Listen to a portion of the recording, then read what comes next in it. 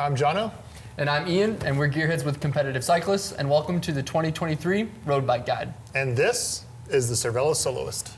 Man, I have a soft spot in my heart for this bike. I love this bike. You've ridden it a little bit. Yeah, I've ridden this bike a little bit, and it is an awesome bike for everything, but at a really approachable price point, which I love. I've had a lot of Cervelos through my cycling career, and I've loved them. I've had R5s, I've had S5s, and if those two bikes had a baby and it was a lower price, it'd be the Soloist. Yeah, wow. It's actually lighter than the S5.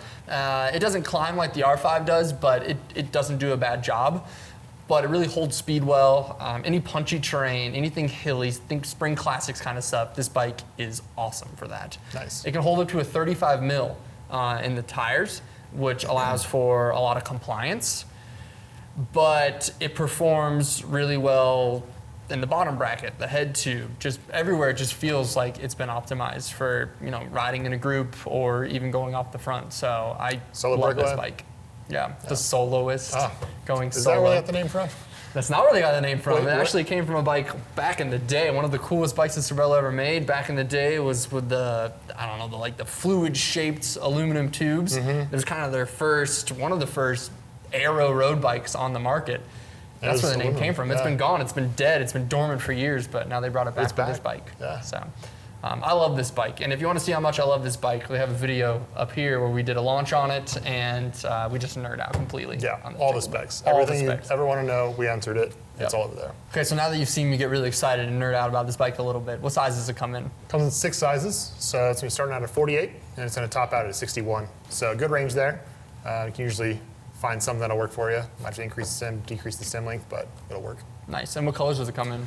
3 colors, depending on your builds. But this one is the gold, which I know it's your personal favorite. There's also black, if you don't want something so flashy. And then there's a really pretty like pearl white. You can get that as a frame only as well. So there's a lot of different packages you can get, but also frame only options, so you can build it however you want.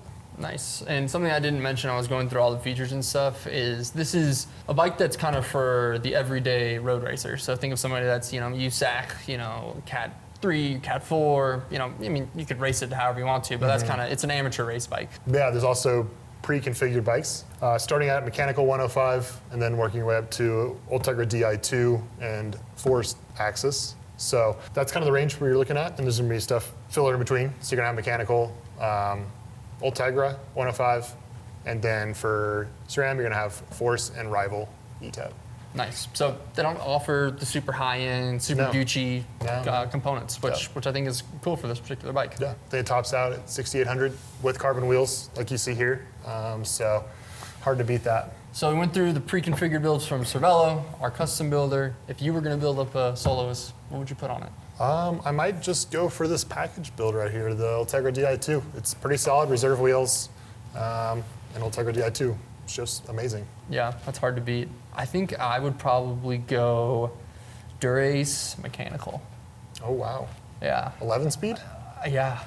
Dude, I love mechanical shift. I'm kind of old school. I'd probably put rim brakes on it if I could. Yeah, you would.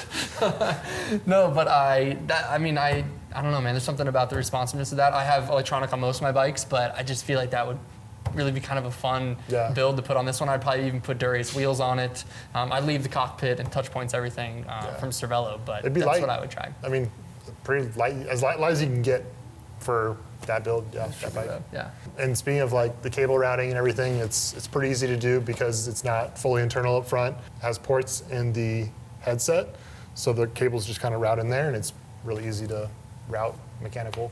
Yeah, I mean, for the home mechanic, this bike is nice to work on, especially if you don't want to go with the electronic group sets. You know, you can work on it a little bit easier with it not being fully integrated. Because if you've ever worked on those, that can become and if you're a little bit of a thing. And you're traveling with your bike, if you're amateur racer and you got to pack into a bike bag, it can be kind of annoying to get to your hotel and have to redo all that. So it's really convenient that this is easy to break apart and tuck away. Yep. So I think this bike does all those really well, but there's other bikes on our website that are somewhat similar to this. What are those? Yeah, so if you're interested in a bike similar to this, I would say the Bianchi Sprint would be a good option. Pinarello they released recently their new F-Series, and they have different levels of it, and they have more similar price point to the Soloist, so I would say that'd be a good competitor. Then if you're looking for someone like super budget racer, I'd say the Specialized LA Sprint. That'd be a, kind of like the alloy version of this bike. So kind of in the same category. My number one question, kind of in the road cycling space in general, is how much does the bike weigh? Should we put it on the scale? Let's put it on the scale. We got one right here. Okay. Should we guess? We should guess. Should the folks at home, should they guess? The folks at home should guess right now. Put in the comments, what do you think this weighs? It has Shimano Ultegra pedals on it.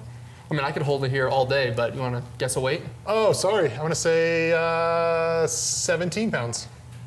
I'm going to say 18.2.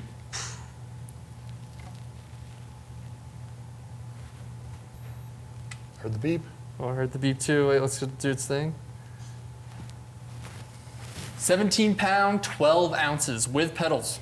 17 pounds, 12? 17 pounds, 12 ounces. Wow. So it sounds like this bike is for someone like you, but A wannabe racer? yeah. But who's it really for? Is it for the wannabe racer? Is it for? It's not for the wannabe racer, it's for a racer. Okay. It's for an amateur racer, yeah. And someone that just really wants a high performance bike at an affordable price from a really great name in the road cycling space. That's who this bike is for. Yeah, I would agree with you there. And if you have more questions about this bike, reach out to our Gearheads. Be happy to answer any questions you have. We also have 4 other videos about different bikes that we really like in 2023. And I think if this isn't quite high enough level for you, we got a few other options. So we've got check some those bougie out. ones. Yeah. Definitely. If you have questions about the video, leave it down in the comments. Make sure you like this video and subscribe to our channel. Yeah, see you out on the road.